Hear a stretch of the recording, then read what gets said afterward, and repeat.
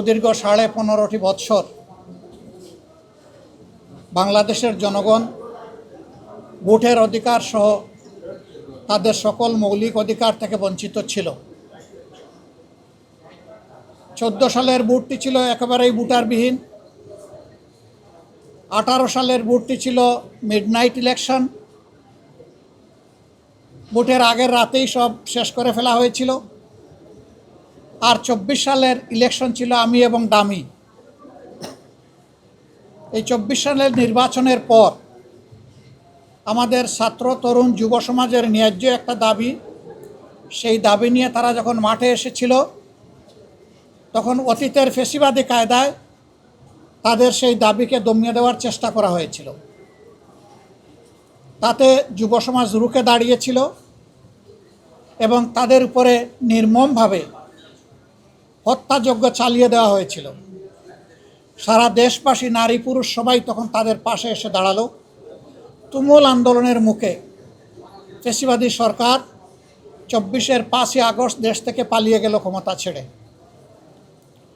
এরপরে বহু প্রত্যাশিত একটি নির্বাচন হলো এবছরের 12ই ফেব্রুয়ারি। একই দিনে আপনারাও সবাই 2টা ভোট দিয়েছেন। এখন যারা সংসদে আছেন তারাও সবাই 2টা করে ভোট দিয়েছেন। সবার হাতে 2টা করে ব্যালট দেওয়া হয়েছিল। কোথাও থেকে একটা রিপোর্ট আসে নাই যে ব্যালট যখন 2টা হাতে দেওয়া হয়েছে তখন বলেছে না আমি একটা নেব আর একটা নেব না। এখন যারা সরকারি দলে আছেন তারাও নিয়েছেন, আমরাও নিয়েছি, সাধারণ জনগণও নিয়েছে। সরকারি দলের নেতা, মাননীয় প্রধানমন্ত্রী, সংসদ নেতা, তিনিও জনগণকে বলেছেন আপনারা গণভোটে হা বলুন। আমরাও জনগণকে বলেছি গণভোটে হা বলুন। তারাও ওয়াদা দিয়েছেন জনগণকে গণভোটে হা বিজয়ী হলে আমরা জনগণের রায় বাস্তবায়ন করব। এই হায়ের দাবি অনুযায়ী 2টা শপথ নেওয়ার কথা, একটা সংসদ সদস্যের শপথ আর একটা সংস্কার পরিষদ সদস্যের শপথ। আমরা বিরোধী দলীয় 77 জন আমরা যারা ছিলাম সবাই আমরা 2টো শপথ নিয়েছি। কিন্তু সরকারি দল তারা এই শপথ একটা নিয়েছেন আর একটা নেন নাই। তারা শুধু সংসদ সদস্য হিসাবে শপথ নিয়েছেন। সেই বিষয়গুলো আগেই আমরা আপনাদের সামনে পরিষ্কার করেছি। জাতিকে দেওয়া ওয়াদা তারা এখন যুক্তি তুললেন যে সংবিধানের মধ্যে গণভোটের কোনো প্রভিশন নাই।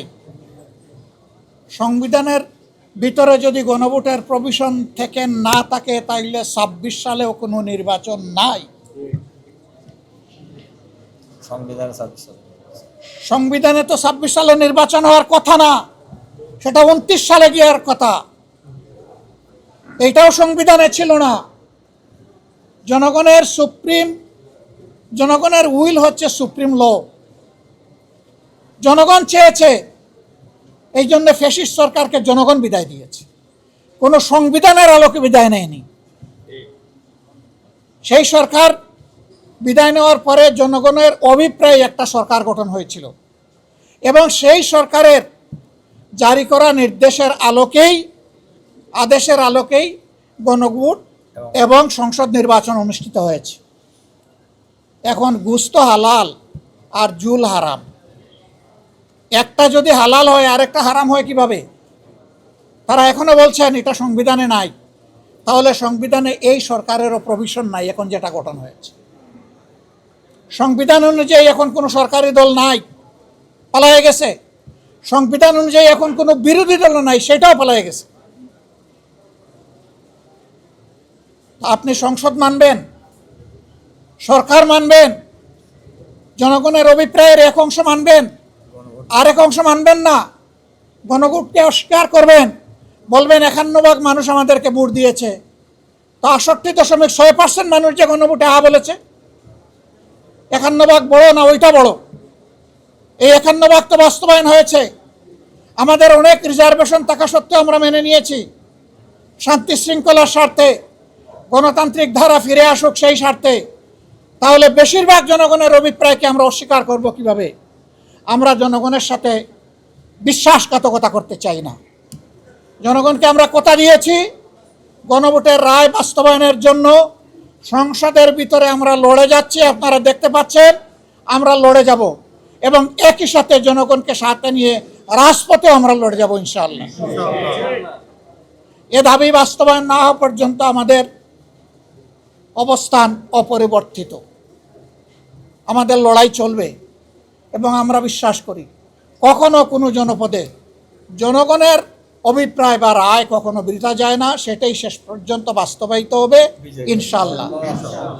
বিজয় হবে বিরোধী দলের নয়, বিজয় হবে 18 কোটি মানুষের।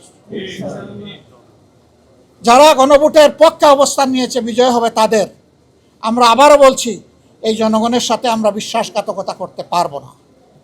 আমাদের অবস্থানে আমরা অনড়, অটল, অপরিবর্তিত লড়াই আমাদের চলবে ইনশাআল্লাহ।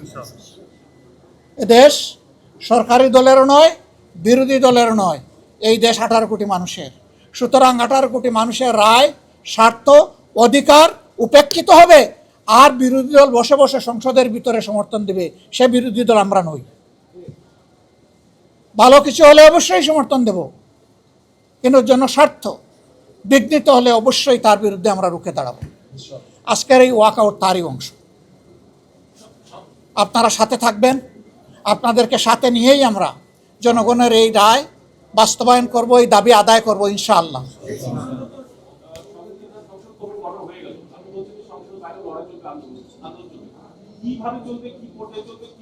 যেভাবে চলছে সেইভাবেই চলবে, যেভাবে এখন আপনারা আমাদের সাথে আছেন, জাতি আছে, ওইভাবে থাকবে।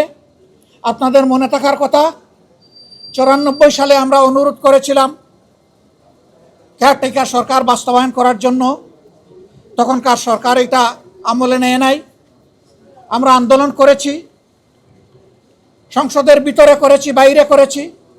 শেষ পর্যন্ত ওই সরকার আরেকটা পার্লামেন্ট গঠন করে একটা মাত্র বিল পাশ করে বিদায় নিয়েছিল।